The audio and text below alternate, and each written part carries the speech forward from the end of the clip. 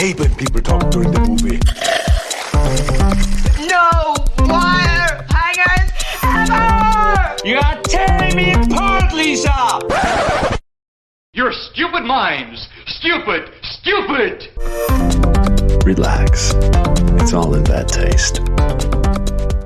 Did you guys know, I'm just going to jump into this, did you guys know that on average, the Argentinian mallard, that's a male duck, for those of you who are not in the industry. Oh, I love a good duck fact. Has a penis size 4 inches longer than the length of its entire body. I actually did know that. No, it's just because I listen to No Such Thing as a Fish all the time, which is just full of like useless, trivial facts like that. We're starting to branch out. This is what the Bad Taste Buds is going to turn into. Just, duck facts. Well, also, duck facts. Ooh, yeah, fucking right.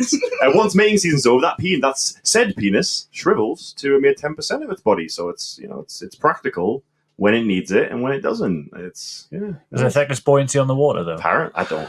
You have to ask what I think, mate. Also has a counterclockwise spiral. I knew that. Can do 10 entire rotations. That's what in one penis. Welcome to the Bad Taste Buds, where Animal Planet goes to get nasty. I'm your host, Richard Quackenborough. Hey! And joining me today, we have High Pirate of the Seven Seas, Quack Sparrow. Honestly, take your pick, guys. It's only going to get worse. Okay, that's me. That's me. I'm taking that Quack one. Sparrow, yeah. And joining him, she's never going to give you up. It's Chick Astley. And last but not least, now Ryan, go with me on this one, okay? Because I'm going to give you a nickname because it's not only is it duck related, but it's also a nickname that you used to have as a teenager in your adulthood, deeply rooted in your origin story. Isn't that right, Big Bill? Big Bill. I know that ages. Big Bill's UK at hotmail.co.uk, whatever it fucking was. Was that something to do with your dick? No. I don't know. For no reason. So year 3, so I'll be about 5, 6-year-old. Kind of got that name then, and it just stuck. No rhyme or reason. I just had that throughout my entire school life, and people from my village still call me when they see me. No reason. None. I just think a League of Gentlemen when he says people from my village. Who's that voice? I've never heard that voice before. What's local that? shop for local people. Ooh, is this a new guest we have to add to the collection of crazy ducks? In keeping in with the spirit, this has been our first official Marvel episode. Our guest for the evening, straight from the Pick and Mix Studios, Ducky Barnes, a.k.a. Harry motherfucking Levison.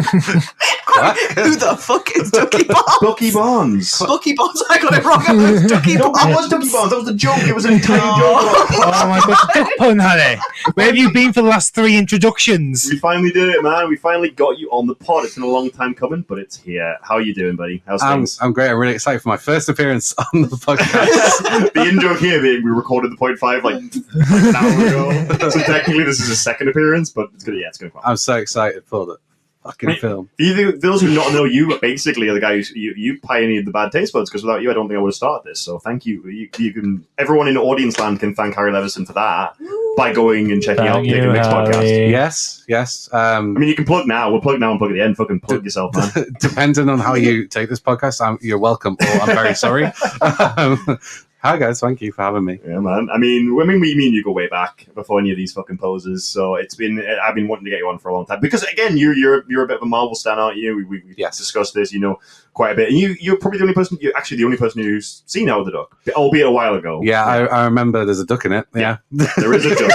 So I'm just looking at the thing. It says George Lucas presents Howard the Duck. Right, we'll get not directed by, not produced by. Spoilers. Just he was pretty proud of this bitch. So yeah, we are officially doing our Howard the Duck episode. I'm going to start referring to these as like heavy hitter episodes. I'm taking a lead from last podcast, because this is like a heavy hitter in the best worst world. This is like you talk about this in the same vein. You talk about The Room or Troll 2 or fucking Showgirls. Like this is one of the big ones and. One of the most infamous box office bombs, again, straight, like Jack said, straight to the silver screen by Mr. Star Wars himself. Today we're going to find out what the fuck happened with Howard the Duck. A story embroiled in Star Wars, Marvel, duck titties. This one is going to be a fucking doozy. Let's start by saying, what do we know about Howard the Duck? I'm heavily invested in this because I've done like 3 days worth of research, but I want to know what you guys know up to this point about Howard. I'll keep it brief. Fuck all. Yeah, fuck all. I mean, you've seen like you have like tertiary knowledge that he's been in like after credit scenes of like Guardians. He's like, totally. He is. Yep. Yeah, he was Do you in. not even have that? Yeah, I was about to say, got I it all. remember there was a fucking duck person in the 2014 Guardians of the Galaxy film. I did not understand any significance of it. I wasn't aware of it as a Marvel IP, you know? Yeah. Well, it was the first Marvel IP in regards to cinematic events. This was like, apart from the 1944 Captain America serialization, this was Marvel's first attempt at a movie. It's So that's amazing they something. made a second movie. Right? Yeah. It's you can see why. Ryan, any knowledge here? Oh, fair bit, actually. I'm glad you asked. Don't go too crazy. We have to get this. It's already half 8. Calm down. So Howard was just a bit character. It was meant to be a visual gag. Ended up becoming a bit of a fan favourite. Came back eventually, and he's just a social commentary on why our lifestyles are so fucking weird and why we do the weird social things that we do, because he's a fucking duck in human land. You go to the creator. Yeah, he literally says the joke is that there is no joke. It's real life, but with a duck. With a duck. That's it. And he just questions like, oh, what the fuck is the point of the loan? Why'd you take so much money off the top? Why'd you have homeless people? Yeah. Shit like that.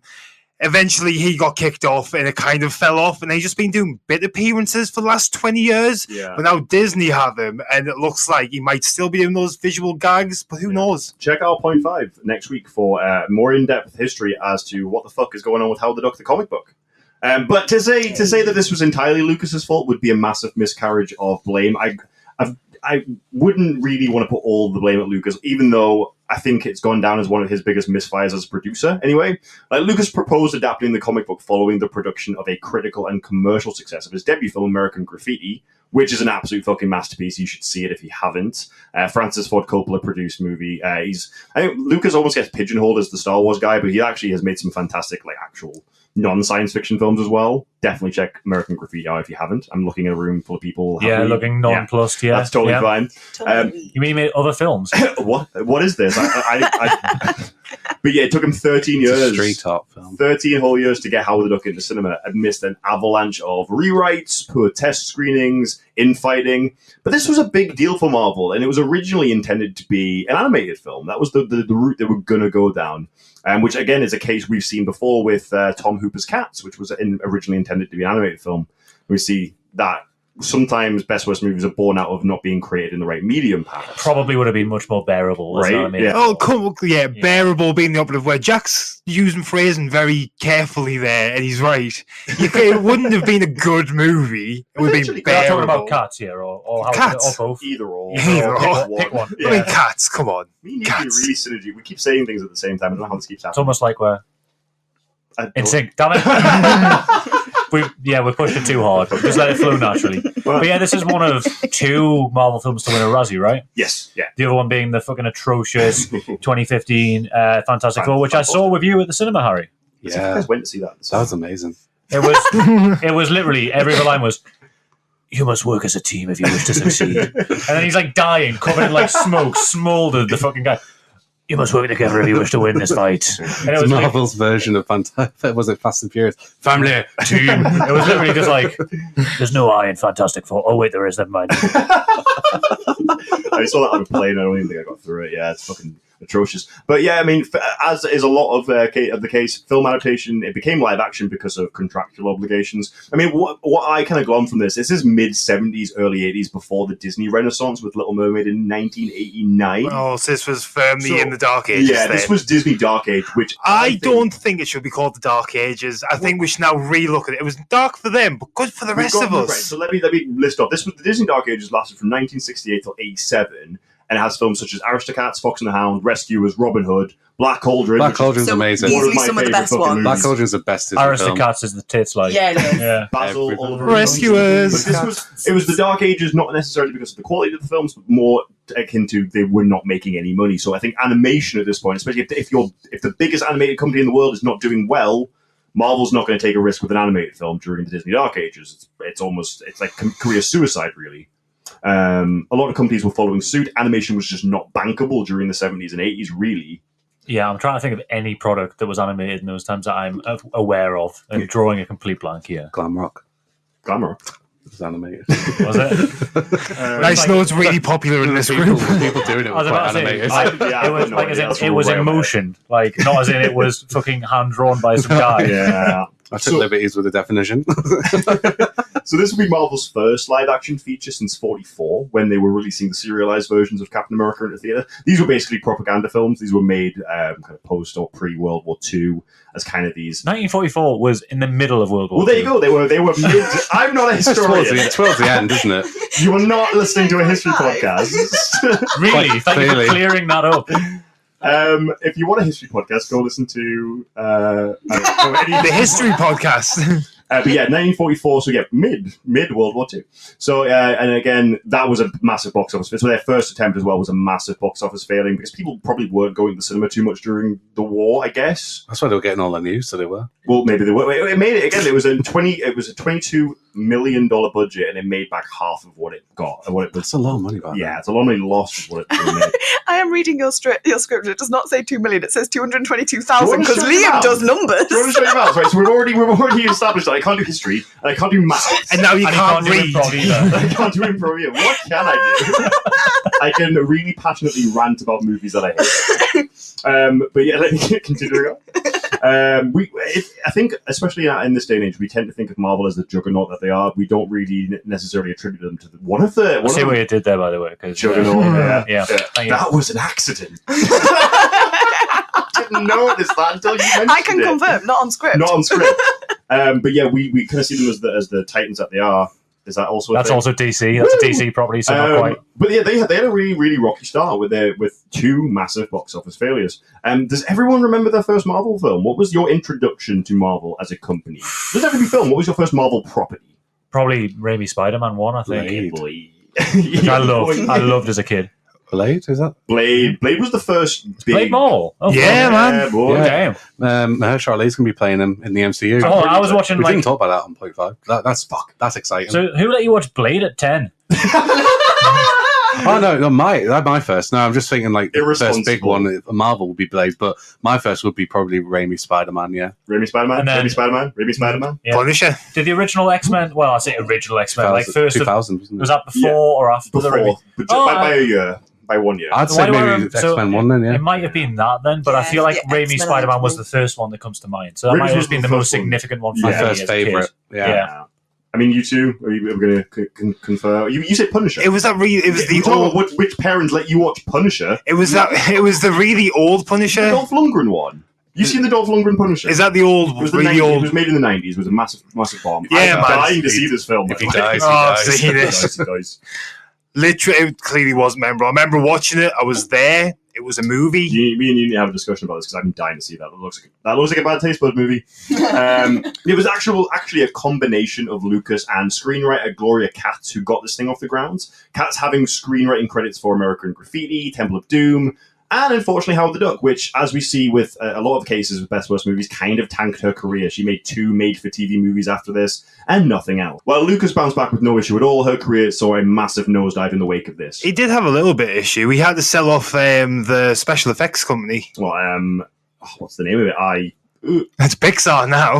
I think he did fine, really, though, didn't he? Yeah, well, he did Howard the Duck because he was selling off parts of his ranch, and he needed the money, and Howard the Duck fucked him over, and then he ended up having to sell It was fucking Steve Jobs or someone, wasn't it? Yeah, he had to sell it off to Steve Jobs. This is how Pixar was formed, then, yeah? This was the beginning, the origin. So we got something good out of Howard the Duck, at least. Yeah, I mean, it's also responsible pretty much for all future Marvel movies. Yeah. It was like the Wayfarer. I've got some puns, by the way. So this was obviously post Return of the Jedi, wasn't it? So Lucas was probably like untouchable, so he thought. So it released it was 3 years post Return of the Jedi. Yeah, Jedi was 1983. But it was in production for about 13 years. So while Star Wars was going on, he was like scrambling behind the scenes. He's like, I really want to get this Duck movie made while I'm making the biggest franchise of all time. This shows he is kind of a clown, then, doesn't it? He's quackers is what he is. Oh. I've been working on these puns. Mother Ducker, you need to flock off with these foul jokes. I mean, who else were they going to get to fit the bill than Lucas? So yeah, Lucas... Guys, pace them out. All right, pace your puns. George Lucas attended film school with Howard the Duck director William Huck and aforementioned Gloria Katz. It was actually Lucas who told Huck and Katz about the comic book And then obviously they got Steve Gerber, the writer of the comic book, on board quite quickly after that. And Lucas was a fanboy. He was really, really into Howard the Duck, describing the series as hyper noir meets historical absurdism. And having read a few of the issues, I kind of see what the appeal was. It's very dark satire and very kind of intelligent, very dry comedy. It's almost like British comedy. And that it is just like the joke almost is that there's no joke, and I kind of see why he glommed onto that. There is actually a bit of disparity here as to how the production got started, with Lucas saying that all three began production once he relinquished rights to the presidency of the Lucasfilm in '84. Whereas Steve Gerber said it was actually approached the film. Lucas wasn't even involved apparently when Gerber was approached, so there's a bit of controversy as to how this actually the early pre-production got made. But anyway, the film was opted by Universal as a partnership with Marvel, and according to Marvin Antonovsky, a prominent marketing chief at Universal, Universal really wanted this property. Obviously, just after Return of the Jedi, Universal was quick to snap it because they wanted to work with Lucas. They'd passed on a few Lucas properties already, and they thought, fuck that, it's not happening again. We're not missing out, and this is the one they chose. I just feel like Universal often end up in like making really poor film decisions. Like they were also the ones, again, they kind of got screwed by Marvel recently, because Marvel was obviously the ones building the extended universes, and what did Universal have? The Dark Universe with Tom Cruise as the Mummy. Honestly, it's the real life Captain Hindsight. They keep following these companies and then just fucking up entirely. Universal still own a lot of like image rights to certain Marvel characters. Like if you go to Universal Studios, a lot of like Captain America and all that stuff. The Hulk is big appear there. But yeah, the Hulk, like that's why there's no individual Hulk film. Yeah. They fucked up with the movie. So yeah, I mean after the project got finally released, Norton one. Yeah, I actually quite like it. Yeah. I think it's a pretty good film, actually. It's not too shabby. After Universal CEO Scheinberg would later go on to deny any involvement with Howard the Duck, saying that Universal never wanted to do this. So once it got released, they were like, nah, we didn't. He literally claimed he never even read the script. So what's Howard the Duck? Yeah, never heard of it. So with the animated option off the table, Lucas and Co. then turned to ILM, the special effects house that was founded in '77 with the release of the first Star Wars film. So all of the effects coming from the Star Wars house for this production. Now remember, this is about 84 at this point. Return of the Jedi yet just released a year prior, and Lucas is he's the shit at this point. I'm such a loser because I've listened to watch loads of the behind the scenes, like how they made the noises for Star Wars and all those Foley things. You know what the classic blaster noise was? You know those big electricity pylons? They've got those taut steel cables. Them. He hit that with a thing. I can't remember, it was a wooden stick or something like that, and that made the classic blaster noise, like that. Bing, was the sounded like a metal vibration. I just think of that meme of someone with a stick going do something. While Lucas is the shit, director Hyuk, on the other hand, was kind of floundering. He had 3 directing credits to his name: Messiah of Evil, which is a critical darling in the horror industry, but pretty unseen out of that. French Postcards, which is a romantic coming-of-age film which nobody's fucking seen. And a film Postcards or Postcards? Postcards. And there's also an Eddie Murphy film in his catalogue called Best Defense, which is a comedy with Eddie Murphy and Dudley Moore, which apparently, according to Rotten Tomatoes, is a film so unfunny, so heinously atrocious, it's likely to air on a Bad Taste Buds episode. It's likely to feature on one of these episodes, but we're going to cover that at some point in the future. Then production designer Peter Jameson and director of photography Rich Klein were hired to give the film a look similar to that of the comic book. But honestly, early production was kind of an unmitigated nightmare, with fallout coming from production drastically changing the tone of the comically dark, gritty noir comic book into something that would be more appealing to a mass audience. So again, you see that we see a million times with these kind of things. Someone who says, "Nah, the audience aren't going to get this. We need to change this drastically. Let's make this safe, making sure we make that money." And unfortunately, it didn't really work out that way. Now, the script significantly altered the personality of the title character, played the story straight instead of as a satire, removed the surrealist elements, and added supernatural elements that were actually originally in the early issues of Howard the Duck. They kind of brought that in, but they quickly weaned that out. Buffering. Yeah. And Howard's unique, borderline uncouth attitude, again, made him kind of more of a sardonic, sarcastic asshole in the film. Yeah. Do you reckon it would have played better if it was animated? Is it like, Well, is it that Archer humor, which like you can get it? Like if Archer was live action, like half the jokes would just be like hideously weird. offensive and It like wouldn't work. freaky and fucking really uncomfortable to watch, wouldn't But it? I think it's that Uncanny Valley element. Again, as South well. Park. If South Park was live action and it was like 8-year-old kids like swearing and shouting and murdering each other, Horrifying. it would be like nightmare material, wouldn't it? Well, I think you hit the nail on the head again. It's just a creative differences. Animated movies wouldn't bank, but you're right. I think if it was animated, you definitely would have had a less memorable film. I often wonder whether or not it would have been unmemorable though. At that point, like you now have this cult classic that people do kind of resonate with, and on this weird level, like it kind of almost was a blessing in disguise. What The age comics rate are is already it? out. I think it's a 15. Yeah, So that's the only thing, like with animated, like adult movies, I suppose. am I right, Hannah? Am I wrong? It's a 12. Oh, well, that Oh, well, there in you that go then. case, then maybe not. Cause I know this film has duck titties in. that's the only thing I was thinking. Because if it was a certain age, age restricted viewing, and you had it as an animated film, maybe that would put your audiences off going because Yeah. I don't know what the attitudes were like towards animate at See, that point. Yeah. I haven't seen this film. I've just like Google image search, easy for you to say, a few things, and it's got a weird Uncanny Valley vibe to it with the dog. He looks a bit like the kid from Home Alone. It does, right? Yeah. It's derpy as well. He looks like the kid from Home Alone a bit, doesn't he? The suit's a big controversial issue because then they originally tried with entirely CGI, which probably would have been creepier. Let's be honest. That in would the have been 70s. nightmare-y. But would Yeah, that not have sorry. made it better now? Do you remember what CGI looks like in the 80s, Hannah? It doesn't look great. But then they tried animatronics, and that didn't work. There was too many variables. There was too many things that they needed the duck to do. So they finally ended up making like 6 rubber duck suits and having to hire 6 actors to make these suits. And again, they couldn't get any of the voice actors to actually speak their lines. So all the voice was dubbed in after the fact as well, which made it even more difficult. The actors made the suits. Bring your own costumes, Bring guys. your own Yeah. fucking We've costumes. only got $200,000. What is this, Troll 2? I'm surprised they didn't get Warwick Davis for this because Right? Lucas and someone small in a suit. Yeah. You'd think, You think it would be a match made in heaven. Just but his default option, isn't it? Yeah. But then again, we've had films like Return of the Jedi. We've Yeah. had films like Alien. We've had lots of films which can still do those visual effects to Yeah. a really good And degree. Star Wars broke I the don't- mold, didn't they? Like, Yeah, between more or them and like Ridley Scott, Yeah. like I think like age isn't really an excuse for a bad film. Well, I think Jim Henson was prominent at this time as well, like the Muppets guy. Like they was the Dark Crystal Labyrinth. There's still some gorgeous puppets in that. You're right. There's no excuse here, buddy. Yeah, every time I think of that, I saw the Netflix series, but I hadn't seen the film, so I was just like, I just don't get this. I feel like I hadn't seen the film. I was just like, it's every time I'd just be on my phone and then, oh, for 1,000 trying to sketch this out of control the crystal, and I'm sitting there going, I sorry, I needed it more, but that was brilliant. I wasn't expecting that in this episode. it's like, okay, that's nice. I don't really care. I have no idea what's going on. Yeah, don't watch Dark Crystal if you haven't seen the film first. If you didn't watch it as a Mark kid, Hamill's in that, isn't he? Hey, In probably, he's in Netflix most, one. he's in most Yeah. things.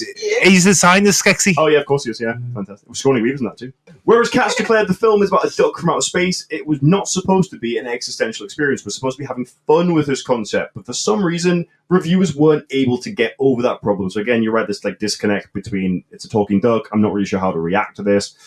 Is it before its time? I mean, this is around the same time Dune was coming out as well. The David Lynch Dune, and again, like sci-fi, these really high concept science fiction films. A lot of the time, audiences just weren't resonating because it was too. I feel high like concept. they would have been better going after a niche market rather than trying to fit it to please everyone. Yeah. But like Star Wars was critically acclaimed. Yeah, but wasn't Star it? Wars is also just a hero story. Like if we think as good as Star Wars is, and I'm not shitting on it's Star very Wars. black and white, literally Yeah. the dark side of the Force, Yeah. and I know, it's, but it's very It's very accessible. It's hard to believe they couldn't get over the fact that he's a talking duck. Yeah. It's It's basically like, just been watching Chewbacca, they're like, he shouldn't be able to speak, and I'm glad he can't. yeah, it's basically the Bible. There wasn't Star Wars. You've got the Father, the Son, and the Holy Spirit. Star Wars is the Bible. Hugh said that test screenings went all right, and people were laughing. But What? also, Wait. Imagine what voice Chewbacca would have. It'd be like Sassy from the Big Leisure. You told me. Hugh said the test screenings went all right, and people were laughing. But also, Katz claimed that Hugh apparently tore up negative response cards so that they could bring them back to the execs and say, "Yeah, everything's fine, guys. We're cool. We don't look at all these positive." Yeah, originally the film was going to see Howard solving mysteries in Hawaii entirely because Hugh thought it would be a really fun to shoot in Hawaii. Now, originally they never wanted to include the origin story at all. Having Howard arrive on Earth wasn't really in the cards. But again, test screenings show that people really just didn't understand. A human duck hybrid, but what is he? Is he an alien? Is he a science project? The answers were needed back then when audiences were far more susceptible. Now, far more susceptible to the absurdity. I think you could make a Howard the Duck film today, personally, especially with the way Marvel's doing We've had that. like Detective Pikachu, Yeah, things exactly. like that, man. We've Yeah, had far yeah. absurder concepts make it to the big screen and do reasonably well. Yeah. I think though a lot of it comes from like, I know this might sound daft, but like meme culture and stuff. There's a lot of like detachment from like the actual meaning of something. Do you know what I mean? Our You just humour sort is of so get given- fucking abstract these days. Exactly. Yeah. Everything's so Right. abstract at the moment that you could put a duck in a suit in the middle of something and just say that it's a magical duck, and people would be like, "Oh, yeah." I wouldn't question it. No, you wouldn't give a shit. After auditioning a number of actresses, singers, and models for the role of Beverly, Leah Thompson was officially cast in the role because of her appearance in Back to the Future. So she was kind of a rising star at the time.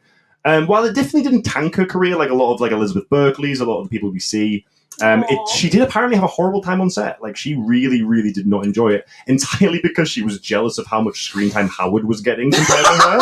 So she went on record and said, I hate how much the filmmakers choose to prioritize Howard's scenes over mine. And I'm like, this bitch is jealous of a duck. In a film called Howard The Duck. the Duck. Okay, I'm a bit confused. I'm looking at a cast list here, Yes. and I've got 8 credits for Howard the Duck. Yeah, right. Yeah. So One of them's That's why Admiral- she was so one of them's annoyed. Admiral It's eight. Akbar as One of well. them, one of them is the guy from In Bruges, the little person from In It's Bruges. in Belgium. It is in Belgium. Wait, what? Because he says in British. I'm waiting for the joke to drop, but I'm also like just staring at you right It's now. just a repeated joke in the film. It's just a I repeated haven't phrase seen in the that film film. in years, man. Oh, that's a great film. I'm so sorry. I'm so sorry. So she, the actor controversy with the Ducks. Apparently, it was meant to originally be a child actor, but he had far too many issues navigating the suit. Probably ended up killing the kid if they went too far with it. So they eventually got Ed Gale, who was the most notoriously known for his work as Chucky in the first Child's Play movie. He was a stunt. Was it stunt? Yeah, stuntman. Yeah, but you're right. They ended up needing about, I think it was like 8 actors in total to do all the different scenes, the stunts. It was Why? Is it just the He stunts, or morphed was it into like? a really big duck at the end. They made him stand on top of each other. Is it a duck the size of 10 Well, horses? you genuinely wonder whether or not the strain of being in that suit, because it doesn't look like a comfortable suit, was just a lot. for There's one probably person some to handle. scale and things as well. Like when he's in Yeah. different scenes, you'll need different size costumes and things. Yeah. Now, That's a again, smart just response. as quickly on I do try. with regards to the rest of the cast, Tim Robbins of Jacob's Ladder fame was relatively unknown at the time, but not only he impressed Hook and Kat so much that they basically hired him without much of a fervor at all. He actually had a great time. He regrets none of this. He said he got a fat paycheck and got to work with Lucas. So what more? Yeah, what more could you want, man? Yeah. Well, a successful movie, but still, he did all right. It also stars convicted pedophile and all-round nightmare human Jeffrey Jones.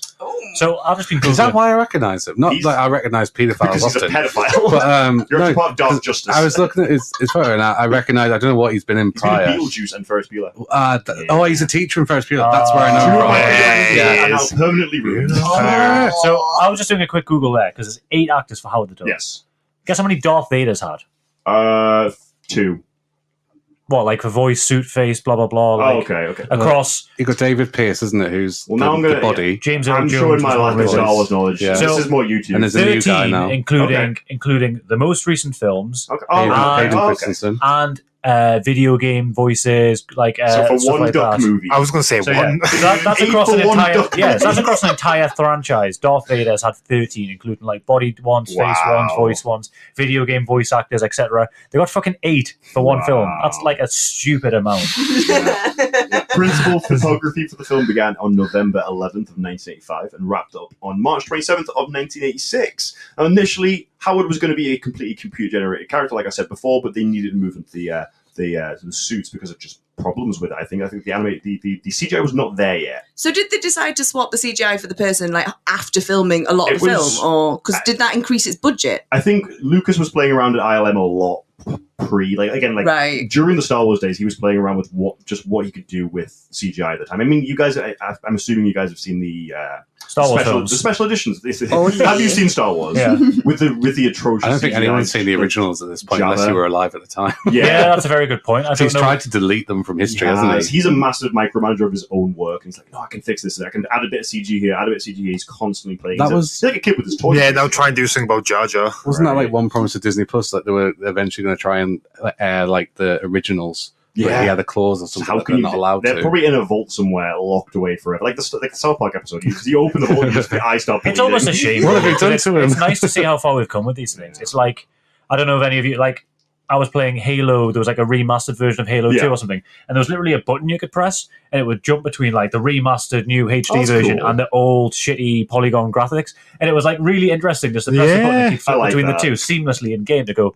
We've come a long way in those. Come a long way. It was like 10 years or something like that, but it was like showing the significant jumps that had been made, and it was quite nice to have that as a feature. Sometimes the past doesn't need to be fixed. Leave the past alone. It's happy. I'm happy with it as it is. But yeah, all these kind of led to major issues, syncing issues with the voice actors. I mean, how many times have we seen this already? This is a repeating pattern at this point with Best Post films of just micromanaging, not really knowing what you're doing before you set off with your fucking film, not getting everything prepared. And you're right, banking on a property that probably wasn't ready to be made yet. I mean, again, like I said, you can make this now, but it was the 80s. We were happy with our big fucking robot. Reason you were there. Yeah, I was just coked off my mind. I'm kind of curious. I almost don't want to do a trailer talk. I just want to kind of go straight into this That's totally fair. blind. You I can feel go like- into it blind. I kind of want to do the Am trailer. I going to wait outside? That's fair. So we could try that. We could try. You know what? I'm kind of curious about just not seeing the trailer because I feel like they give so much away and stuff, and I have no We'll- fucking clue what's going to We'll happen in definitely this film. play with it. We'll definitely play with it. Sorry, No, go- I'm just struggling with the director's name because if you squint, it kind of looks like Mallard Duck. Which one? Or will it Oh, hook? it does! Will it hook? Wait, Willard Duck. If you squint, it's like Mallard Duck. Mallard Duck. wait, it was meant to be. He was meant to make this. Is this like the owner of Shoe Zones called like something Foot? So, upon release, the film received a critical stoning. Gene Siskel of the Chicago Tribune gave the movie 1 star out of 4, calling it a stupid film. He said, Wow. What, man? Concise. the story has no sense that the duck is not likable. The duck is not likable. Was he a professional critic, or was this just like This some is guy on the street Siskel that you... as in Ava and Siskel. So yeah, these were the guys that last week wrote. And Godzilla. yeah, I'm gonna give Hannah a test. Who are Roger Ebert and Gene Siskel? How much have you learned doing this podcast? Ryan, stop listening to her. That's what I got from So this was the guy. We should remember Mayor Ebert last movie, Godzilla Yes. movie. Yeah, this is the duo that Roland Emmerich hated. Ah, okay. But yeah, The Leonard- critics was the word I was trying to mouth with. Critics. Oh, I got Greek. a lot of- The Greek. I didn't know you Yeah. could speak Greek, Ryan. Apparently, new skill. A lot of critics criticised the decision to shoot in live action, saying it was a massacre, one that hasn't gone away despite its new cult following. A lot of people love the film, but equal numbers probably still kind of hate it. It's sitting at a oddly, weirdly, like, in the middle 14% right now on Rotten Tomatoes. Like, I'm used to seeing, like 1s to 10s, and I'm used to seeing, like, 20s to 30s, but 14 seems like a weird number. What's on for how- Metacritic? That was Rotten Tomatoes. I didn't check Metacritic, actually. I think it I was should a... start checking Metacritic. Hmm. Or IMDb for that matter. You're usually my IMDb guy, Jack. I So. think because we always rinse Rotten Tomatoes when we do Yeah, it's take a mix a- just it's a because of how surprising- inaccurate I'll it is. say I always fall in line with Rotten Tomatoes, never Fuck agree you, with Ryan. IMDb. I only use Metacritic for games. It's a mediocre 4.7 Yeah, on IMDb at the time of That recording. makes me nervous. That's not But that's too not bad. awful. Again, maybe it's got a bit of, it's in its sort of formative years now. Maybe As- it's people are starting to look at it with a bit of a different lens. I was and about to that's say, affected you've it. now got your cult fanatics that are going on and reviewing it, though, and they're reviewing it for a completely different sort Yeah, we of... are. Exactly. They've got a completely different tick list than those who walked into whatever cinema was back then and watched this. So the Literally, when I say that I agree with Rotten Tomatoes, what I mean is when it's a 10%, I'm like, fuck yeah, I'm going to watch that movie. Yeah. The film received several Golden Raspberry Awards nominations in 1987, including Worst Supporting Actor for Tim Robbins, Worst Director, and Worst Original Song. Oh, I can't wait to hear that. And won 4 trophies: Worst Screenplay, Worst New Stars. I say new stars because the 6 guys in the 8, they all got Oh, one. it's nice that we spread the love around. Yeah, Worst Visual Effects and Worst Picture. To be fair, though, as an actor going into this, you're going to be shoved in a duck suit for a couple of hours You've and got actually... no fucking It's- chance, have you? There's no sort of like face connect. No. Do you know what I mean? For any other actors that are in that movie, if they're going to get shot down for the way that they've acted or the film or what have you, if that's going to tinge them in a bad light, then with the people who were in the actual duck suit, they don't get any of this, so they Don't could just say, have have you? fun. That's it. That's Hannah's Tell us 2 the guy who cents. played Jar Jar Binks. This is it. Yeah. He got The roasted. film grossed a measly $16 million in the US and $21 million in worldwide. I get my numbers right. I'm being really careful after you rinsed me for that number fiasco for a total of $37 million on a budget of about 30 to 37. So it broke even, but then you have to factor in marketing. It lost money. This was a massive failure, especially coming from George Lucas, who was pretty much unstoppable at that point. Is the film that you've got of it, so the DVD, is that the Arrow films then? It's not Arrow, but it is a nice, pristine Blu-ray re-release. So it is getting a re-release. I was about to say, has it made some... Because surely that doesn't cost them much money. Again, like now, as you say, now that the cult for appreciation has formed, this will be now making a decent amount of money. So it's a long con, just a long game. I don't know if that's how they would describe it. It probably ruined careers. I don't know if it was a con either. Like stocks and shares, you're going to make a really shit film and just hope people love it. In 30 years, this is going to pay off. It's like great grandson gets a residual check. He's like, "What's this for?" It's like, "What the fuck's Howard the Duck?" And that's more or less where our Howard the Duck journey ends. Before we are, because we're sitting here. Harry's seen it, but not in a long time. I don't remember it, so I may as well not have seen it. The cult of appreciation is very real. People are still fascinated by Howard, and as a property, with him appearing in films like The Avengers, The Guardians of the Galaxy, and then currently, but he's appearing in What If, the new animated TV show. So he is getting his animated debut. In What If? I think I'm going to go with you this one, Jack. I think we will skip trailer talk for. Let's go quackers with it then. Let's go fucking quackers. We are going to go watch a movie. Find this movie on Amazon. This is going to be a fun one, guys. So do actually follow along with us if you are so inclined. Get your popcorn, get your hoisin duck from the Chinese, and join us with Howard the Duck. That wasn't even a pun. I don't know. I'm giving out recommendations. Hoisin duck's bitching. I'm a vegetarian. I would eat, if this film makes me non-vegetarian, that's an impressive feat. We'll be back in 1 hour and 50 minutes with your Howard the Duck. You better believe it. Hey!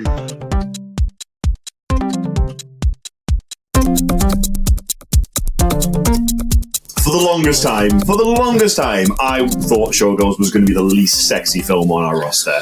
And I thought it was going to be hard for any movie to overtake it. And yet I was mistaken and proven very wrong topped by Howard the fucking Duck. What rating was Showgirls? 18. 18. A hard 18 as well. I mean, let's be honest, there's a lot more fucking in Showgirls than Howard the Duck. But, like, as far as, like, unsexiness goes, I think this is probably topping it. Booby nipples. Like, you full-on saw nips. What was happening through the fur. If you can't tell, we're back from Howard the Duck. We're at different places, which is quite interesting. Usually we come back and we're all like, yeah, that was a lot of fun. Or we come back and we're like, that was total bullshit. I'm struggling to place where everyone's emotions are, so I'm quite excited. I'm the Jack today. I hate it. That also might be I just don't understand. I was told it was like some edgy noir satire of human society. It was... Yeah. This is the least erect I've ever been watching a film. I'll tell you that. Like, it's just, I kind of liked it. What, in a sexy way? Or? I mean, when him and her were getting on, I was kind of like, Howard the Duck. I was rooting for them. Howard the Duck almost fucks Marty McFly's mum. That's all you need to know about this film. Yeah.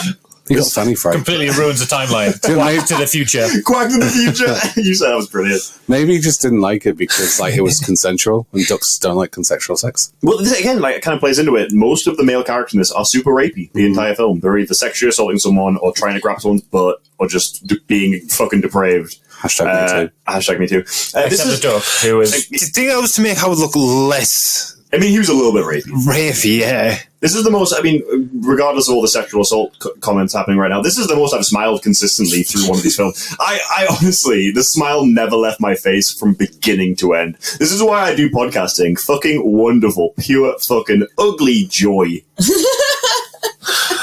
One of those words was correct. I have so many questions and no answers. There are not going to be any answers. This is one of those moments, and like when Tom was on for the 13 Ghosts episode, where he said, I think I'm just fundamentally broken at this point. Like, I legit think I enjoyed this than any Star Wars film I've ever seen. And I know that's fucked, and I know I'm wrong, and I know I'm an idiot, but I just feel like my entire worldview has been shifted in the last few months of my life, and I don't think I can go back now. But it's just because it's wide-eyed wonder. I felt like a kid again. I felt like a really fucked up, messed up kid. It's so unapologetically 80s. It's so unapologetically camp. And it's just me to a T, and I love it. You got your synopsis. Should we do the synopsis? I have got a synopsis if you want me to get on with it. Let's fucking power on through. A duck teleports from space. No, go on. Keep going. I want to see how it becomes a manager of a band and fights the Dark Lord of all tyranny and evil. Yep. The end. Which is Jeffrey Jones. He is evil, so yeah, it works. He took a penis. I feel like you could do a bit better with a synopsis here. Well, okay. So like... I'll read the one I got off Google. Howard the Duck is suddenly beamed from Duck World, a planet of intelligent ducks with arms and legs, to Earth, where he lands in Cleveland. There he saves a rocker, Beverly, from thugs and forms a friendship with her, and it's a little bit more than a friendship if you ask me. She introduces him to Phil, who works at a lab, and then also Jeffrey Jones' character, Dr. Jennings. When the Doctor attempts to return Howard to his world, Jennings is transformed into an evil fucking god from a different fucking parallel dimension. Because plot. And then that's the entire plot. And then they banish him and they kill him, and then Howard is manager of the band. Let's start from the start then. So we start with a shitty fucking mock of every human piece of like media that was popular at the time, but with ducks on it. Well, it is like, how many duck puns can we get in, and then multiply that by 10? That's not enough. And then it cuts to him being ripped through a pole before seeing like naked duck women with their nipples out, which was just so uncomfortable. It led to so many anatomical questions as well. Because they've got breasts, but they're not mammals. No. But they lay eggs, but they are mammals. Yep. But they have nipples outside of their feathers. Yeah, like half mammals. Is the feathers their skin, or is it underneath? Is it on top of their skin? Maybe they kept having sex with platypuses until they bred the platypus out. I was just about to say, because the platypus is the only mammal that lays eggs. Maybe. There you go, crossbreed. But I'm just like, so you get pissy about eating eggs. But they're mammals because they have boobs. Yes. But then if they are mammals, they give birth to live young, so then they wouldn't have eggs. So what the fuck? Yeah. Like, paradoxical. Can we talk a little bit about... Can we not talk about... Well, I know you want to talk about this. Can we talk a little bit about Howard T. Duck? Like, just as a concept. Howard Duck. Howard T. Duck. So this is like my biggest thing with movies in general that do this. And I know it's supposed to be cute and whimsical, but I don't know if I just particularly hate Howard the Duck. But when they just replace everything with Duck, it's just weird. Indiana Duck. It's like... Zero effort. Yeah, your surname is not human. Yeah. Like, you are not Indiana Human in the Raiders of the Lost Ark. It's fucking Jones. And everything is just human. It's a human chair. That cannot be comfortable for a guy with like 2 foot legs. And everyone in this human...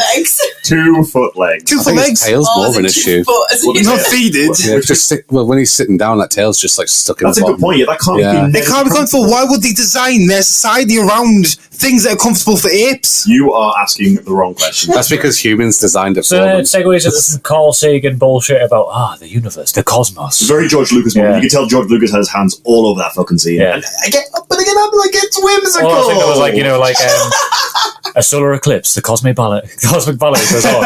Well, I'm pretty sure, like, as soon as this film started, the psychosis kicked in for me. Like, I was transported back to the 80s. I was like, back to the 80s as if I'd been there. But it's like this. It's very Lucas. It's very Spielberg.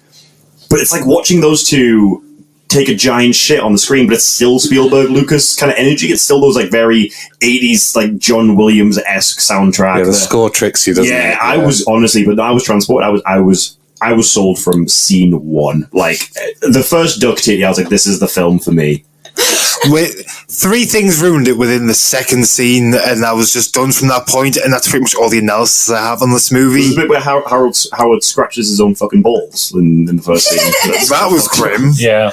So when he lands, and then he's like, where am I? Utah. No, this planet's called Utah? No, Earth, I think. You don't know the name of your own planet. It was also Cleveland. Beverly's on so much coke, she has no idea where she is. It's Ohio. It's in the state. But you would be spun out though, wouldn't you? You've just seen a duck that talks. It's landed from nowhere. It's true. You would be a bit like, right, okay, where the fuck am I? Like, you would be a bit spun out. Harry's got it. 1 point for Team Us. I just want to say I love this film. Yay! Like, I had such a good time. Yeah. I didn't think I was going to at the start. Fuck that. Within that same scene, like, they immediately jumped as if these two have had a friendship for like years and it's been broken. Like, they walk out and then they do the sad music being like, this is sad because they met but now they've broken up and something beautiful's been damaged. Hannah Harrow's in absolute stitches. You've ever been. I honestly cannot remember what I said. So it was just like there's just like a downpour happening and they're both sheltering from the rain. You're like, who's the fucking duck? Why is he shouting? He doesn't care. Rain. Funniest thing you ever said. Fair enough. Afterwards, he can't swim, so there you know. Yeah, but he's don't have to still swim in rain. waterproof. His feathers are still waterproof, aren't they? And he has a shower. You mentioned that was funny, but also when you turned to me, Jack, well, all of us, Jack, and said, he's got an arse on him, hasn't he? He's built like a fucking truck, wasn't he? Dunk truck. Gummy thick. Yeah. I found myself really attached to Howard. I know this is like probably one of the more controversial things I'll say ever in my... Because of his wonderful fleshed out persona. He's kind of sweet. Of one-liners and wanting to get laid. He's sweet in comparison to every other creep on screen. I'm just saying, I don't know if I wouldn't have fallen for him. Is what I'm trying to get at. Like, yeah, I felt for them. I felt like at the end where I was like genuinely a little bit concerned that he might die. I was like, I want them to get together. I don't think this is a bad movie. I think this is meant to be watched with zero inhibitions. I think this is another case of Showgirls where it's like, this was exactly what they intended it to be. This is just, it's absurdist. It's like, you watch it and like, this is just absurdist. I don't think so. I don't think it's what they intended at all, but I enjoyed the hell out of it. Yeah, because it's half kids, half adults who don't know where it sits. Know which line to tread. Exactly, has no idea. I'll agree with this. I'll agree with it. I think tonally it's an absolute waking nightmare. But I think but I think that almost lends to the absurdist. It almost plays into the absurdistness of it and makes it even more absurd. When you call it whimsical, if it was actually geared towards kids as a claim, then I would have found it whimsical and cute. But then it's full on like porn everywhere. Wait, weird. That was bizarre. Yeah, probably a good talking point. Who is this film made for? Apart from perverts. It shouldn't be. Not me. It shouldn't be a 12, that's for sure. Because you take your kid to see this, and it's it's no, nightmare fuel. no, I'm not even going to say that one. I kind of want you to. I mean, you can't say that and then not. I was going to say I was nursing a 12 halfway through. Yeah, fully you regret asking you to fall through. I was nursing 10% of that. Was my 12-inch? No. I get it. No, I get you. I know. Cut that. Leave it in. He asked us to get back. Leave it. So what? Let's talk about that. Tonal inconsistency is probably the biggest fuck up the entire way through. Because you're right. At some points, it's a children's film, and it's very much like wacky adventure. Ooh, E.T. We're going on a plane ride for 10 minutes. Like a lot of the scenes drag. I will kind of concede that a lot of the scenes drag. So when you get to like the airplane scene, the chase, it's like one joke. It's like one joke where the guy's hanging off the end of the airplane, but it lasts a while. I think this is my problem with the film actually, because I laughed a lot through it, but there was a lot of just empty space in between that. Yeah, if they'd shut down, if they'd cut down the scenes just a little bit, just a couple of minutes. An hour and 20, couldn't it? And that would have made it consistently funny. Like, I'd have gone from laugh to laugh. At one of the jokes that Howard the Duck said, though. No, but I don't think that like that. I laughed at the jokes. Hannah got the biggest laugh of the night. Yeah, that's so true. That's a really good point, right? If Hannah got the best joke of that, you're fucking wrong. But like I left multiple times, and I have a new tradition now of making puddings when I hate the movie. And I didn't. I am loving this new tradition, by the way. Oh, it works for me too. But like, I don't feel like I missed anything. I still managed to catch all the scenes because by the time I came back from whatever I was doing, it was still happening. It was the same joke. A lot of it was drawn out. A lot of it was dragged. But again, I was smiling so much. Like, I don't know if you saw it, I was grinning. I was like a Cheshire fucking cat. I was that into this. I just found myself like, it is absurdist. It's absurdist to the point of being like almost a bit delirious. Don't all agree with me. I was like fully. Most of the jokes don't land, but I do think I was consistently giggling. I was consistently with it or at it.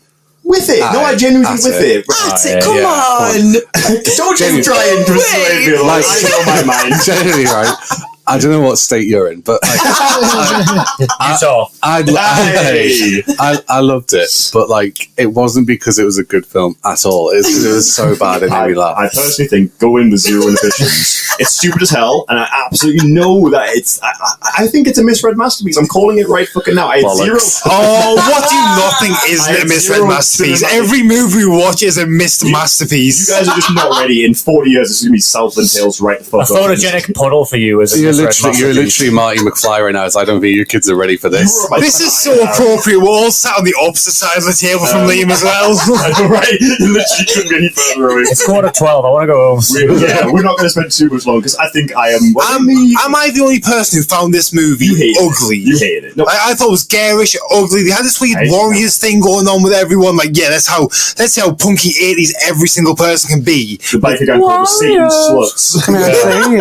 I don't understand why the dolls' heads. Yeah, I'm sorry. What was that about? I just don't understand why like some people are really okay with him being there and others weren't. Like it's America, like we said it before. It's America. Like he 100% would have been shot on sight. Like within seconds. No, this is like how does it take so many people to fucking take down one very small duck? Because he knows quack fu, you fucker. Apart from the fact that he knows quack exactly. But I think again, it just I keep saying all the problems with this, but I'm trying to also defend my own point of view. Okay, so there are very few stakes, even the big bad.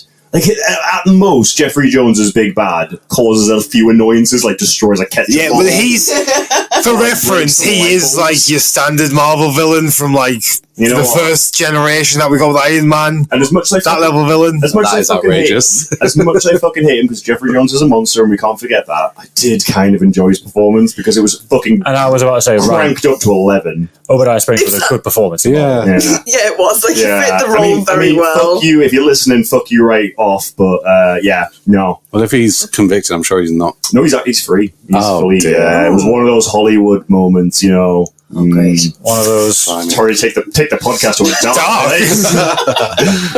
Well, hopefully he's listening. No, it's fuck you. It's got one foot in each camp. Half the jokes are so like childish and dumb and unfunny, but it wants to deal with adult scenes like loads of sexuality. Well, he works in a swingers club, doesn't he? Yeah. And it's just like it doesn't deal with those scenes. It puts them in and it just paints that as that's what America was like in the 80s. It was just drink, drugs, sex. It wasn't explaining any of those issues. It was just this is the norm and here's a duck. He's not an endearing character. They make every other character in this film either totally fucking stupid or a total fucking asshole to make him look better by comparison. He's not an endearing, interesting character. And what's weird? He's just the least biggest asshole in the film.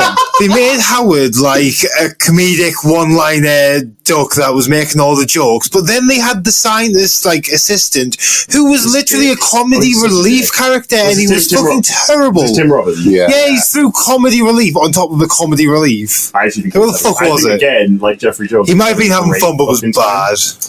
Whoever wrote his part, by the way, was all over the place. Like 1 minute he's like on their side, the next he's not. He's the one to get ready.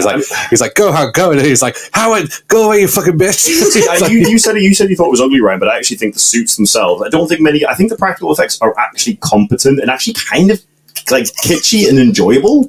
Yeah, especially when you compare it to that last CGI monster, which again, Hannah, you were saying why was it not entirely CGI? That's why it wasn't entirely CGI. I enjoyed that though. Right. It looked less horrible than it could have. The further they got away, the worse it got. But the close-ups weren't actually that bad. You know. So we've got kind of a split room. I think me and Harry really enjoyed it. Hannah, you're definitely in the middle, and I'm guessing you two are very closer to the new kind of. I want to go home. It was foul. If you have it, let's do a quick. Wow. I already used that one earlier. If we have it, let's go around and do a favorite scene. How are you? We do a favorite scene in the film. Just why it was your favorite. If you're going to like show someone this is why you should watch Howard the Duck, this would be the scene. I'll start. Like for me, there's a scene where they contemplate stealing a cop car. And there's this full conversation. This is Howard and Tim Robbins' character. They have this full conversation about how that's too fucking conspicuous. Like that they'll find us immediately that. So what do they do instead? They steal a fucking plane. No, but not just a standard plane. Like a biplane, like a full like Wright Brothers biplane. From the Natural History Museum of fucking bullshit. The whole scene is just pure. It's pure joy, man. It's pure fucking joy. I've got a favourite scene. Are you going to go favourite? Yeah, so I think it's when they get into the diner. That's mine. That's my favourite scene. Just the whole diner thing, to be honest. The laughs didn't wait too long to come. Yeah. And it was just the maximum absurdness that you could have wanted from if you're going to watch this film, you're going into it expecting absolute mentalness to just play on your screen, and that was it. Yeah. I like that one scene, amazing. I like the brief team up with like the evil overlord and Howard. He was like, Howard, pass the key, and they were like on the same side, and then he was like flinging this knife around like the detachable kids are. And he was like, ooh. It was so cool. Well, Grouches, you got anything to contribute? I think for me it was the bit where we were watching the final showdown and how it was like just charging. It wasn't. I was like, I'm waiting for the anime. This isn't even my final form. And then, shit you not, like 2 minutes later, this isn't even my final form. I'll eat spores. It was basically a Rancor from Star Wars with loads of extra limbs and a scorpion tail. Whatever George Lucas had left over, yeah. I was about to say that was like cutting room floor Star Wars monster, wasn't it? 100%. And then when fucking 3 of them were to fly through the portal, and it was just like that really that one. That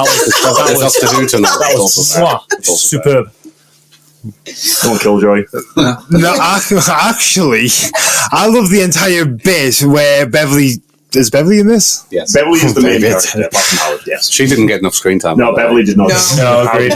Mad. Yeah. Justice for Bev. Hope she kicked off loads. So the professor was being invaded by the alien, and for like the rest of the movie, Beverly could not figure out that it was an alien that took over his body, despite him insisting that it was an alien inside his body. He came out of a nuclear reactor irradiated, and she was like, "Oh, Professor, are you feeling okay? Your skin's falling off." She's definitely got tuning out, by the way. Right? Oh my god, yeah. The Godzilla in the next scene. That's the sequel. Ooh, They actually left it open for a sequel, In and her I'm pajamas. so upset we didn't get on. You never know. We can know. We're Never going know. to see their bastard hybrid spree. Just the fucking, crying in its crib. fucking- Kill me. The hybrid duck babies. I'd love a Disney Plus show with this version of Howard the Duck. Let's do some final thoughts. So we'll just go around the room. What we thought. Would you recommend? Would you not? Anyone want to start? I feel like you're going to get outvoted here, hun. That's fine. That's why I want to go You last. don't want my opinion. That's why I'm the last thing everyone remembers. Boot. Ryan says no. And just sum it up in a sentence. Or you're not even going to do that for me. I didn't know where to look. Everything was everywhere. The Duck was sometimes competent and published, but like he was unlikable. Every character was unlikable. Everything about it was just they try to inject joy into it, but like I just felt fucking grim the entire time. Like the score was like way more powerful than the movie called for, and they went for this like noir theme at the start. They made it look like it was going to be like this whole thriller, and then literally like the tone changed immediately. They had the color scheme and everything. The music, like he's the Duck. There's some pictures on the wall. He's with a couple of broads. And he's just like watching TV, relaxing after a hard day of a private investigation. But nah. Not for you. He follow through with that. Not for me. I'm not going to hold it against What? He was a private investigator? No, they just set the tone. That's like I was about to say, that was like... You just think noir, you think private investigator. Yeah. Okay. Had thoughts? I want a definitive yes or no recommendation after you, because you've been very wishy-washy. No. Oh, fuck you. Right, so my reasoning being, okay, so I get the cult classics. I see it with Troll 2. I see it with Mac and Me. I could sit down and rewatch them. I don't know if I'd rewatch. I might do it while I'm doing me ironing. I hope you enjoy your last Like, show, I'd look guys. up every now and then. Getting a new cast after this. No, it is good. It is good. It's got some really funny Don't one-liners. change your opinion Don't just pander because... to Liam. It's got some really funny one-liners, but would I rewatch it? No. That's fair. Again, I'm not going to hate you. Recall one of the funny one-liners. No more Mr. Nice Duck. Hey! This doesn't make any sense. and funny. You said funny. Sorry, not funny one-liners. Just there's funny aspects to it. Hannah had the funny one-liner. Yeah, you were the most entertaining part of this film, Hannah. Harry, you're the guest. You're the only opinion I care about tonight. What is your opinion? Oh yeah, I'd recommend. Fuck yeah. Do you know? In honesty, when it started with that noir setting, I was thinking I'm not really going to enjoy this. In the first 5-10 minutes, I was like, I'm not sure. And then once you get past the fact that you know it's a terrible film, I started to enjoy it. It's not a terrible film, but I mean, it is a terrible film. But I really enjoyed it, and I would recommend it. It's not a good film at all. I love the bit as well. Sorry, we talked about it just quickly. When he fucking glassed that guy in the bar fight, Right. that was excellent. I like that. Quackers. You're good man. This is why I want you on more. Jack, I stayed awake, which is in it positive, and especially because this is one of our latest recordings in terms of time. So that speaks some. I think you're closer to the middle than Ryan is, actually. That speaks something towards its praise, because obviously, what was it last time? Godzilla. I was out within 40 minutes or so. That was a poor innings. And it was only 5 o'clock at night or something, and I was like, right, good night. This is it. This is me. Whereas it is now nearly midnight, and I'm still awake out of... You did well, man. I don't know. As I said, it wants to be a grown-up film. It wants to appeal to kids. It has 2 feet in either camp and achieves nothing successfully because it can't make its mind up of what kind of film it wants to be. Do not recommend. I don't really disagree with anyone. I mean, watch it once. You're not sure, are you? Watch it once, never watch it again. You're going to be lying awake in bed. That's a recommendation, though. That's a yes. Okay, you're ready for the real review. Toot.